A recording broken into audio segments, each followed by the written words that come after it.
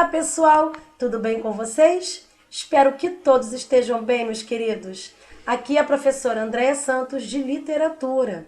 E conforme o combinado, lá no nosso roteiro de estudos, hoje nós iremos corrigir os exercícios de sala e de casa também.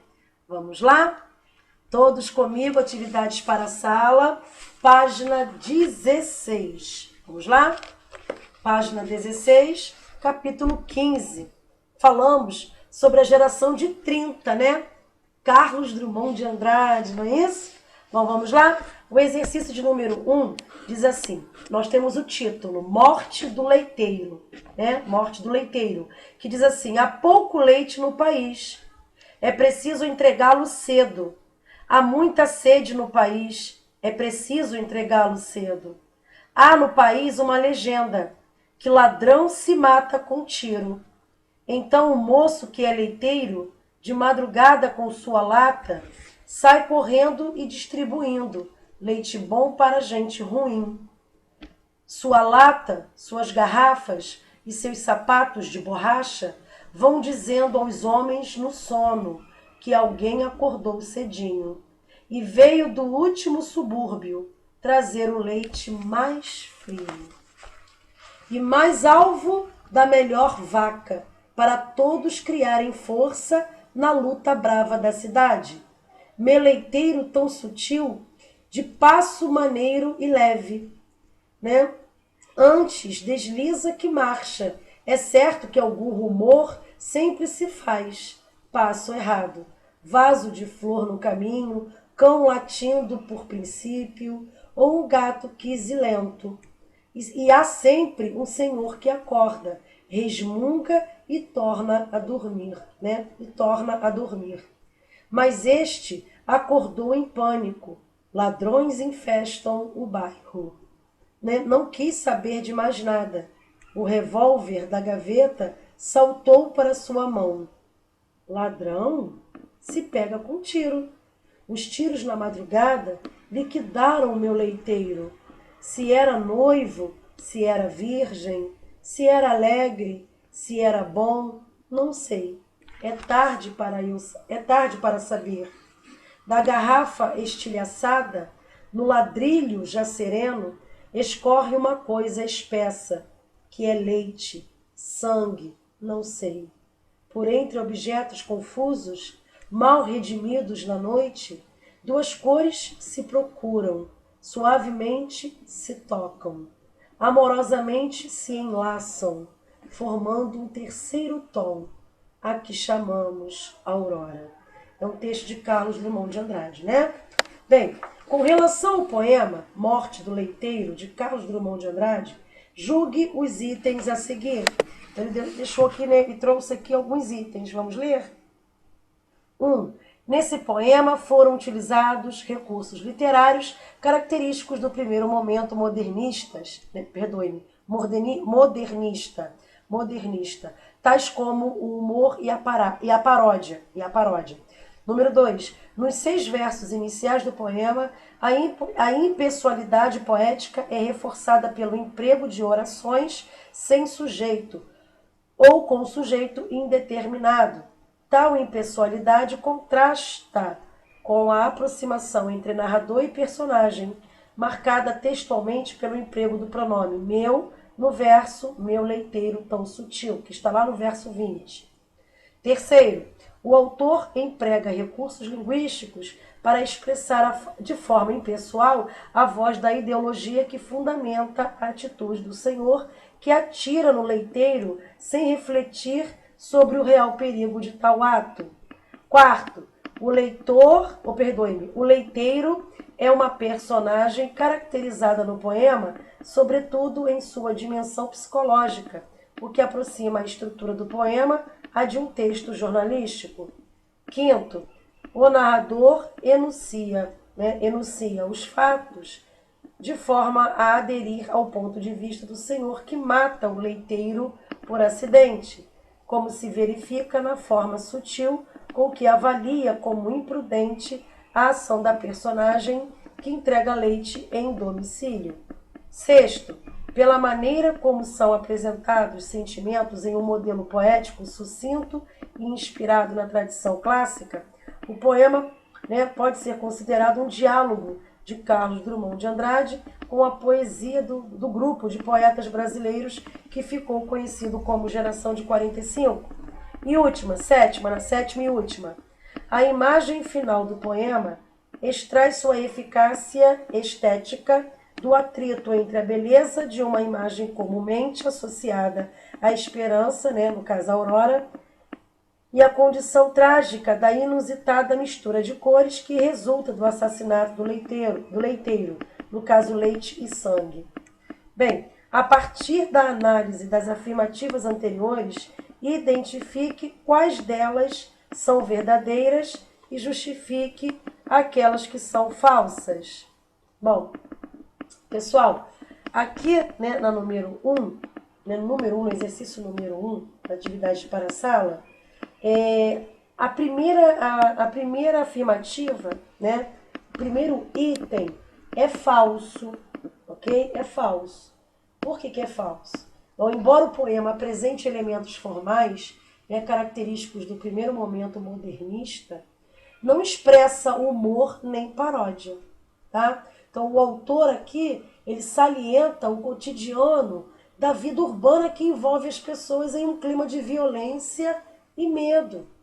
O poema desenvolve uma narrativa em que a personagem leiteira é descrita sem grandes detalhes psicológicos, né? Percebe-se apenas que se trata de uma pessoa simples, um trabalhador humilde, vítima do medo que se instaurou na cidade e no mundo, ok? Então, o primeiro item é falso. Tá? O segundo item é verdadeiro. O terceiro item também é verdadeiro, ok? Já o quarto item é falso também, tá? Ou seja, o texto jornalístico usa predominantemente a linguagem referencial, de caráter informativo, que visa a esclarecer de forma precisa e objetiva, né? Então, Carlos Drummond de Andrade aqui, ele usa recursos que expressam subjetividade ao lamentar a sorte da personagem de quem se sente próximo, ok? Então, vamos lá? O quinto item também é falso, tá? O autor aqui identifica-se com o leiteiro, tá? O autor se identifica com o leiteiro e lamenta o tempo de medo que o mundo vive, tá? O sobressalto diário das pessoas simples em um cenário político perturbador, tá? Onde não pode haver neutralidade, né? Onde não pode haver neutralidade possível. Bom, o sexto item também é falso, ok, pessoal? O poema, né, Morte do Leiteiro, não apresenta influências de estética clássica, tá? Ele está inserido na obra Rosa do Povo, escrita em 1942 e 1945, tá? Quando os horrores da Segunda Guerra Mundial, né, angustiavam a humanidade, ok? Bem, e o último item é verdadeiro, ok? Item de número 7 é verdadeiro, ok? Bom, vamos agora para a segunda questão. Segunda questão, o enunciado diz assim: o poema Morte do Leiteiro, de Carlos Drummond de Andrade, compõe o livro Rosa do Povo, de 1945, e está construído como uma narrativa. Comprove essa afirmação por meio de elementos presentes no próprio texto. Então, a resposta do número 2, pessoal, ficou assim: o poema apresenta elementos como personagens, cenário, tempo e espaço. Portanto, é construído como um texto narrativo, ok? E o eu lírico assume a função de narrador, ok? Esta é a resposta do número 2. Número 3, vamos lá? No poema, há uma clara afeição do eu lírico pela figura do leiteiro. Como isso fica evidente no texto? Então, a resposta do número 3 ficou assim: A afeição do eu lírico pelo leiteiro fica evidente nos versos, abram aspas, meu leiteiro tão sutil, de passo maneiro e leve, antes desliza que marcha, fecham aspas. E na passagem também que ele diz assim, ó, abram aspas, só nessa mesmo, tá bom, só uma, tá? Então nesses versos, né, vocês podem perceber que vocês podem perceber que empregaram, né? Ele empregou aqui, o autor empregou, né, o pronome possessivo em primeira pessoa, meu, indicando, né, uma afetividade do eu lírico em relação à personagem, ok? Vamos agora para o número 4. É possível perceber a presença de uma temática social no poema.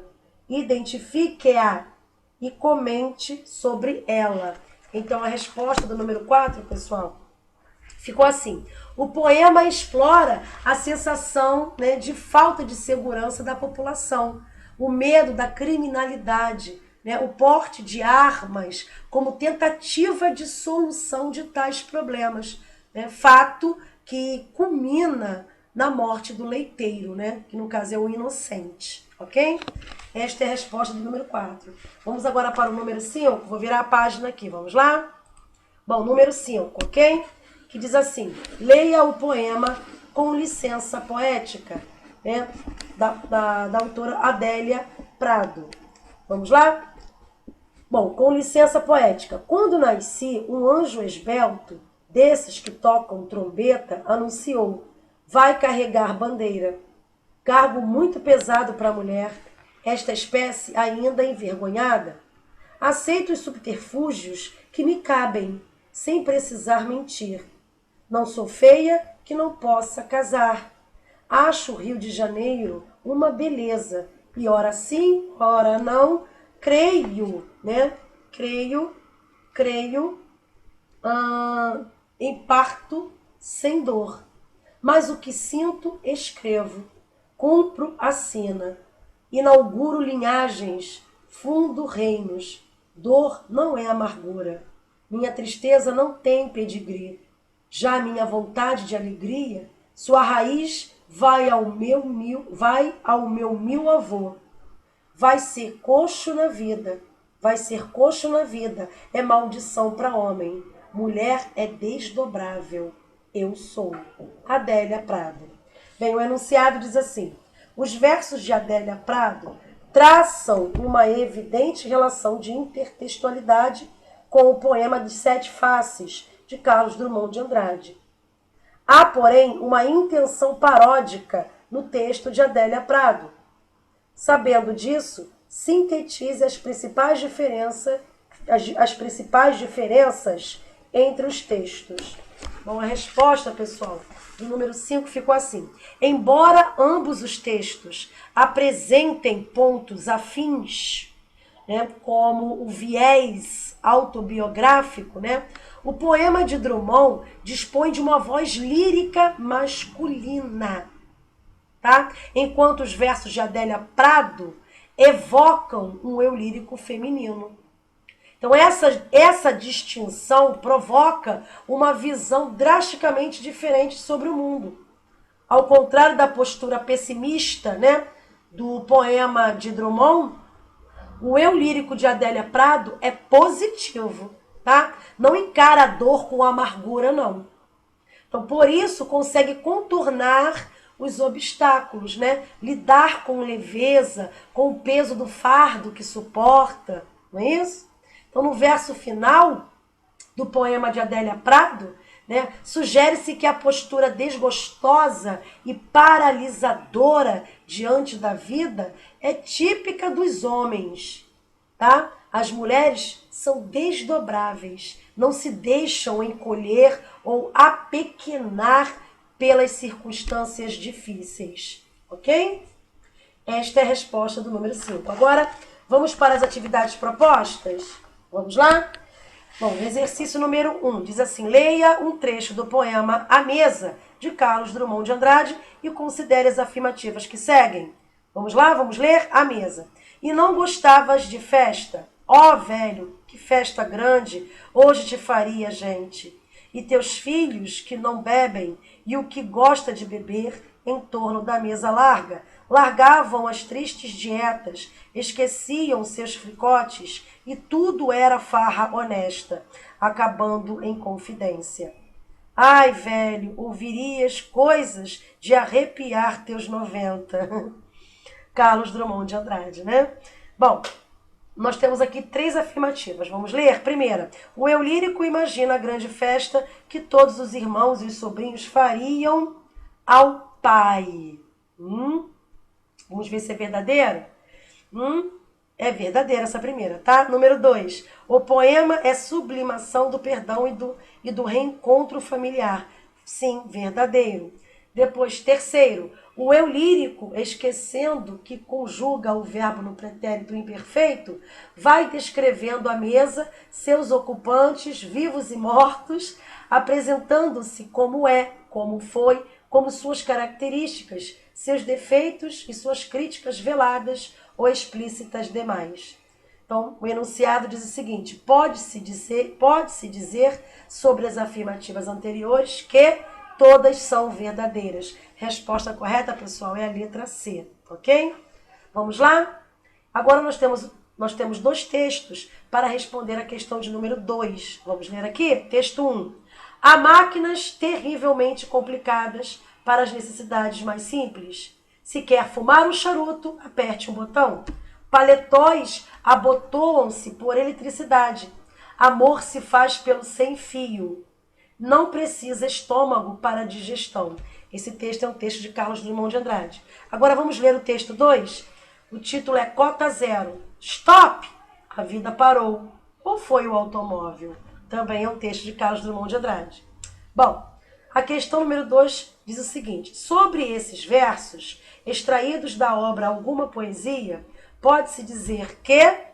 Então a resposta só poderia ser a letra D de dado, né? O texto 2 apresenta, por meio de uma linguagem marcada pela concisão telegráfica, a crítica presente no texto 1, uma vez que os termos zero, stop e parou indicam a total dependência da vida moderna em relação às máquinas. Então a resposta certa do número 2 é a letra D de dado.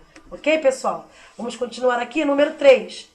Nós temos um texto cujo título Procura da Poesia. Vamos ler? Também é um texto de Carlos Drummond de Andrade, tá bom? Vamos lá?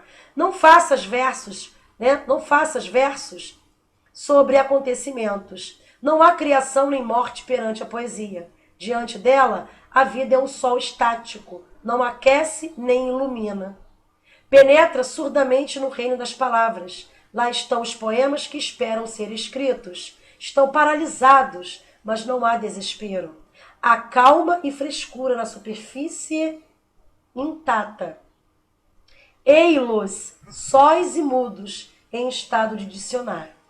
Bem, o enunciado diz o seguinte: no contexto do livro, a afirmação do caráter verbal da poesia e a incitação a que se adentre no reino das palavras, presente no excerto, indica que para o poeta de A Rosa do Povo, o quê?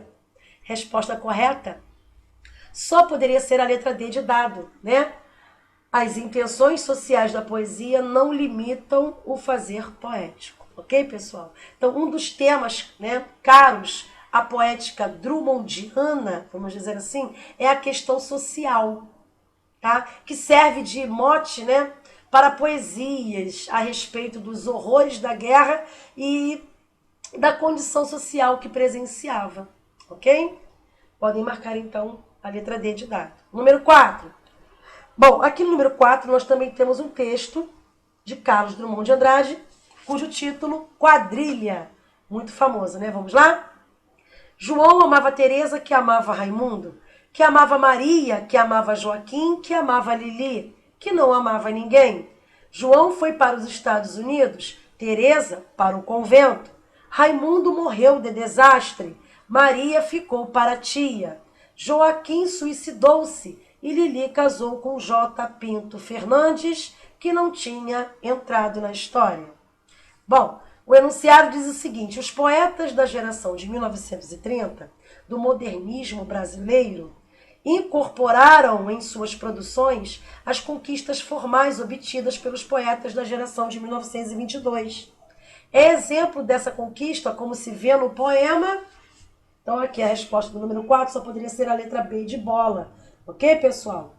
Os versos livres, tá? Então os poemas da geração de 1930 deram prosseguimento às conquistas obtidas pelos primeiros poetas do modernismo.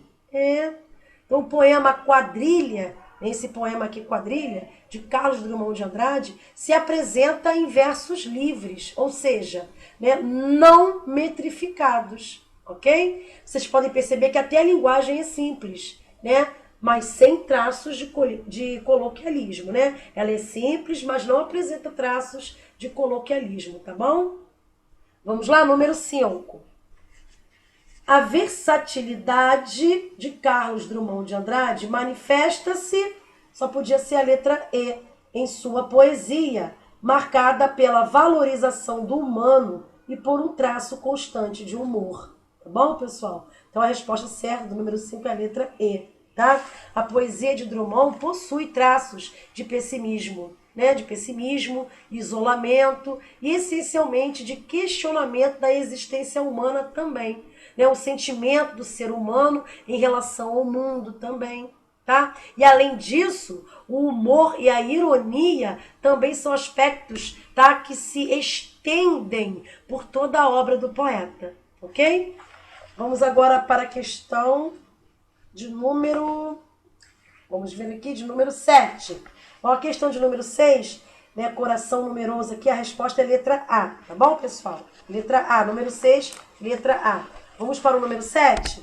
Nós temos aqui um texto, né, cujo título Cidade Prevista, também de Carlos Drummond de Andrade, tá? Deixa eu virar a página. Vamos lá. Questão número 7, né? Cidade Prevista, que diz assim: irmãos, cantai esse mundo que não verei, mas virá um dia, dentro em 1000 anos, talvez mais, não tenho pressa. Um mundo, enfim, ordenado, uma pátria sem fronteiras, sem leis, sem regulamentos, uma terra sem bandeiras, sem igrejas, né, nem quartéis, sem dor, sem febre, sem ouro, um jeito só de viver, mas nesse jeito a variedade, a multiplicidade toda que há dentro de cada um. Uma cidade sem portas, de casas sem armadilha, um país de riso e glória, como nunca houve nenhum. Este país não é meu, nem vosso ainda, poetas. Nem vosso ainda, poetas. Mas ele será um dia o país de todo homem. Bonito, né? Muito bonito. Carlos Drummond de Andrade. Considere as seguintes afirmações. Nós temos aqui 3 afirmações. Vamos lá? Primeira, o poema não apresenta vocativos. Logo, não se sabe a quem o poeta faz referência, sendo o poema dirigido a uma pessoa ou um grupo de pessoas, de que não se conhece nada. Tem-se um poema de tendências surrealistas. Segundo, o espaço referido pelo eu lírico no poema é a cidade natal de Carlos Drummond de Andrade, né? No caso, Itabira.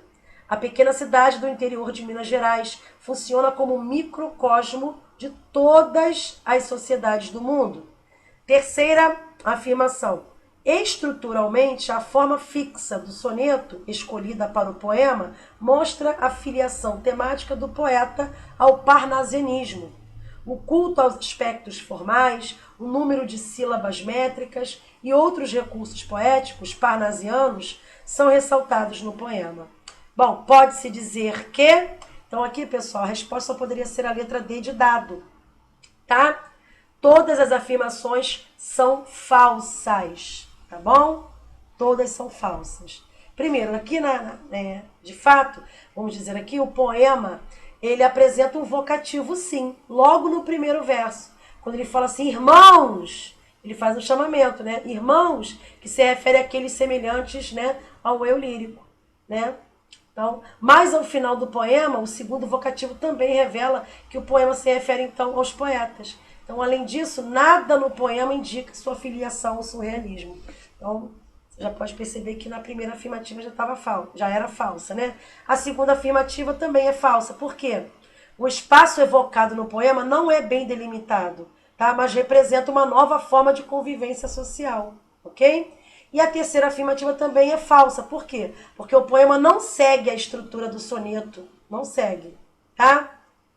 Não segue, tá bom? É construído com base no verso livre, tá? Características, né, que o distanciam, né, substancialmente do parnasianismo, ok? Vamos agora para a questão de número 8. Vamos lá, pessoal? Questão de número 8. Vamos ler aqui. Nós temos um texto cujo título é Liberdade. Vamos lá?